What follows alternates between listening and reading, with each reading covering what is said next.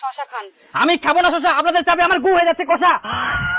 কি দীপক বাবু, আপনাকে পাঠালাম বাঘের মতো কিস্তি রিকভারি করে নিয়ে আসতে, কিন্তু আপনি বিড়ালের মতো সুরসুর করে চলে আসলেন কিস্তি না নিয়ে। ওরা কিস্তি ফাঁকি দেওয়ার জন্য তো অভিনয় করবে, কিস্তি রিকভারি করে তারপরে অফিসে আসবেন। যান।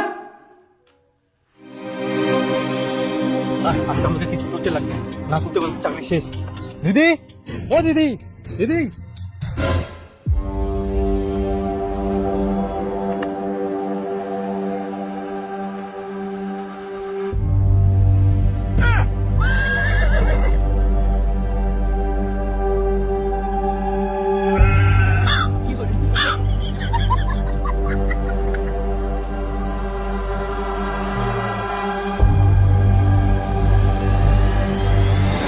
কিস্তি ফাঁকি দেওয়ার জন্য তো অভিনয় করবে, কিস্তি রিকভারি করে তারপরে অফিসে আসবেন। যান।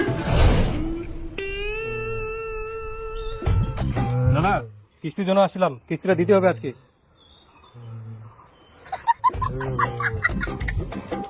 দাদা, কিস্তির জন্য আসছিলাম।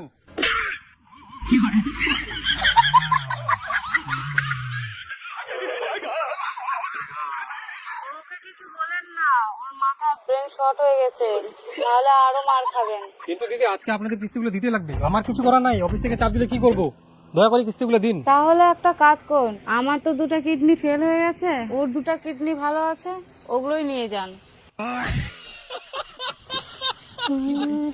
কি করেছে কিস্তি নিব এদের? মানুষগুলো মরে যাচ্ছে, এদের কাছে কিভাবে আমি কিস্তি তুলবো? আর অফিস থেকে চাপ দিচ্ছে, জোর করে কিস্তি তুলতে হবে। আবার কিস্তি রিকভারি না করতে পারলে অফিসে যাওয়া বারণ করে দিয়েছে। আমি এইসব চাকরি করতে পারবো না, আমি বাড়ি গেলাম, দরকার নাই এইসব চাকরি।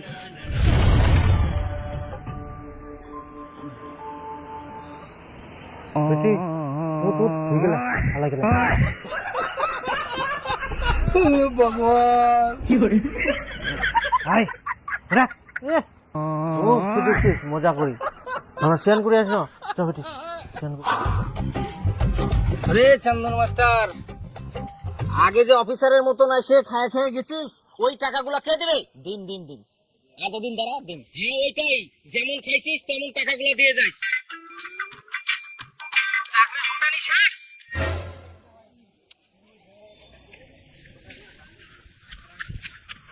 শালা কথা কর কোনো ভাজ ভুজ নাই, চাকরিটা ছাড়ি আমাদের সবাই মনের মতন টিটকারি মারে না। মনে হচ্ছে আবার চাকরি জবাই হবে, এত কথা আর শোনা যাবে না। যাইলা ফির সে আবার ওই লোকের পাল্লাতেই পড়ে। হ্যাঁ, এবার অন্য ফাইন্যান্সে যাম। দেখ আমরা আবার দ্বিতীয় যুদ্ধে বিজয়ী হই কেন, আমার বুদ্ধিতে চন্দন মাস্টার গিলাক ভাগাইতে বাধ্য করি না। হ্যাঁ কয় না, বুদ্ধি থাকলে শ্বশুর বাড়ি খাটিবা হয়নি, এরকম হয়েছে এইলা ব্যাপার। আর এইবার তো আমরা আরো উল্টা কামাই করি আই, বন্ধন মাস্টার টিনা থাকিয়ে টাকা নিয়ে আই। ওই কিছু টাকার খাসির মাংস আনিম নাকি? হ্যাঁ নিয়ে আয় যা, আর সিনার মাংস বেশি করে নিয়ে আসবে। বিশেষ টুম্পা হালদার, আপনারা গত 10 মাস ধরে কিস্তি দেননি, এবং কিস্তি নিতে আসলে আপনারা অসুস্থ হওয়ার নাটক করেন। না না না স্যার, আমরা তো কিস্তি দেওয়ার জন্য রেডি থাকি, কিস্তির টাকাই কেউ নিবা আসেনি, তাহলে আমরা কাক কিস্তি দিব? চুপ করুন, আপনাদের নামে কমপ্লেন আছে, আপনারা বহুদিন ধরে কিস্তি টাকা দেননি। যদি কিস্তি টাকা না দেন তাহলে আইনত ভাবে আপনাদের বাড়ি ঘর সমস্ত কিছু সিল করতে হবে, আপনাদের হাতে বেশি সময় নেই। বলো না স্যার, ওরকম কিছু করেন না, আমার টাকা সব সময় ঘুরে থাকে। নিয়ে না পাশালা নিয়ে দীর্ঘ না।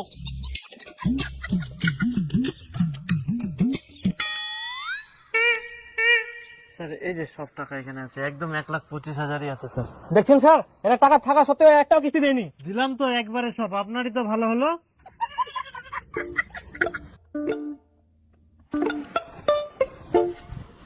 সব টাকাগুলো নিয়ে চলে গেল। ভাগ্যিস ওই মোটু ফাইন্যান্স থেকে লোনটা পানো, নাহলে তো টাকাও দিবা পানো হয়নি, উল্টা বাড়ি ঘর সব সিল করে দিয়ে চলে গেল হয়। আচ্ছা মোর বিটি শুনছি তা গেলে কোনা? ওই তো স্কুলে গেলে। ওই জন্য তো চন্দন মাস্টার গেলে হঠাৎ করে বাড়ি ঢুকে গেল, কোনো খবরে পানোনি।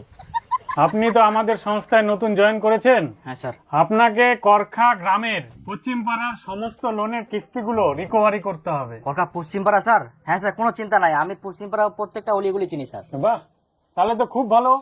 এই যে খাতাতে সবার লিস্ট আছে, আপনি একবার চেক করে নেবেন, কালকে থেকে কাজ শুরু করে দেন। একদম স্যার। আচ্ছা স্যার।